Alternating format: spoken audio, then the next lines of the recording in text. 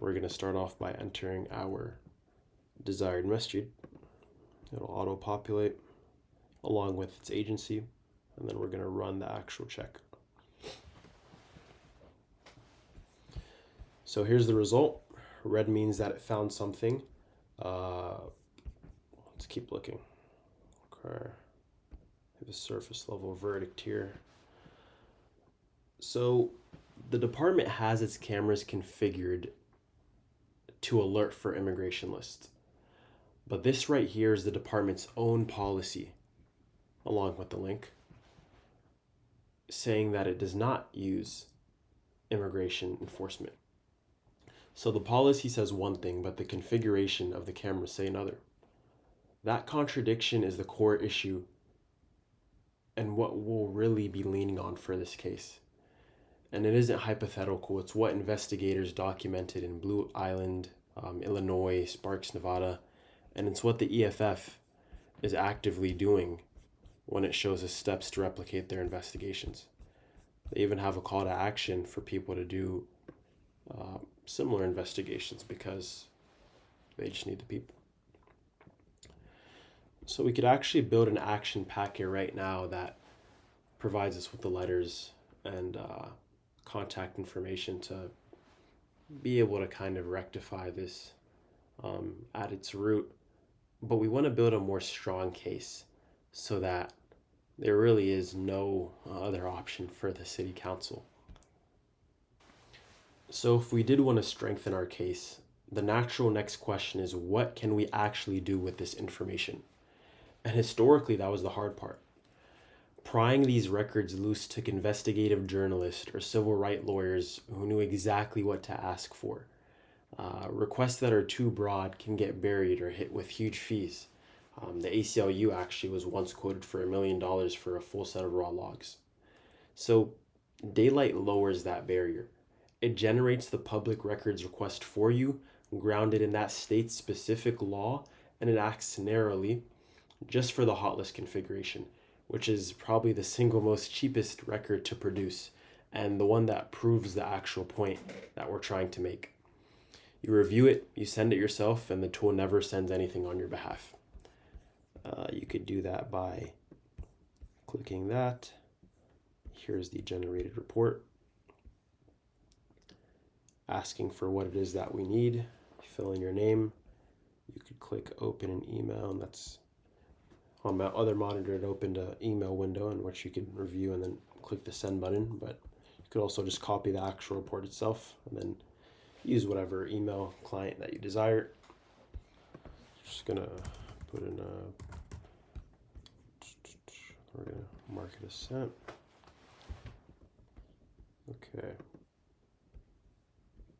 Next step is the clock. So it varies from police department to police department, but there are laws in place in which they have to respond by a certain time with whatever was requested of public records. So we just keep track of that.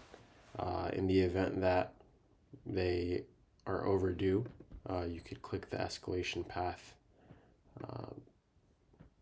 sending a pretty stern email, letting them know that the date to actually send over the public records that were requested was never met. So that's what this does. Forgot my webcam was blocking the escalation path, so just showing you who it is that you're following up to. Just better visibility on the actual contents of it. And if they do, then we can upload our response. But I'll show you what happens if I just go away for some time.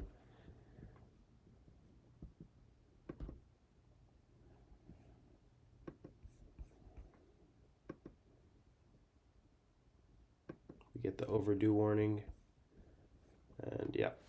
But okay, they took a bit more time, but they actually ended up sending it eventually. We could upload their response. I'll use a sample audit log for the sake of the conversation. So when the department returns the records, you upload them here, and notice what happens before anything else. It locates the license plate columns and deletes them immediately.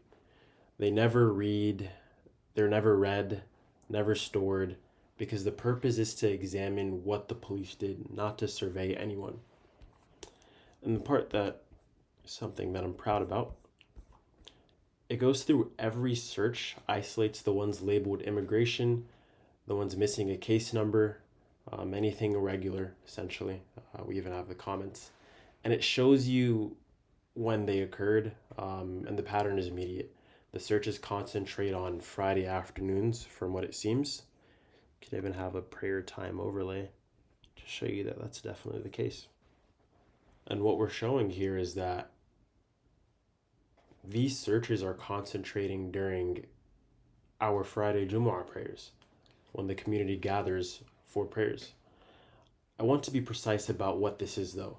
It's showing you police behavior. It is not watching the community, and it is not tracking anyone entering that building.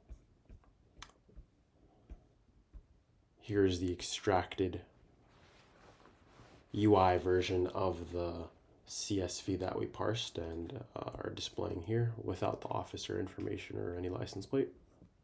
So after this is generated, we go to the act stage in which we're closing the loop. So the final step is to close the loop.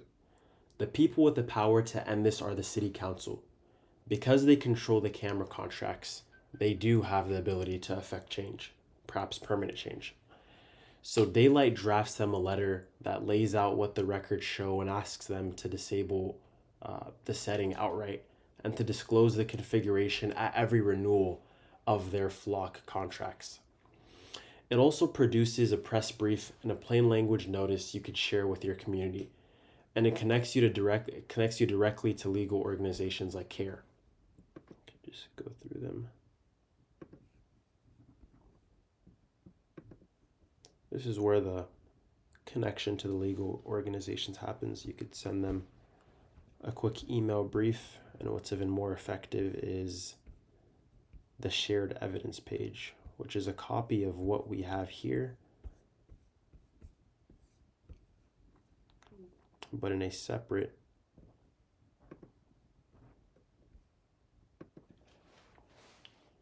page, separate static page.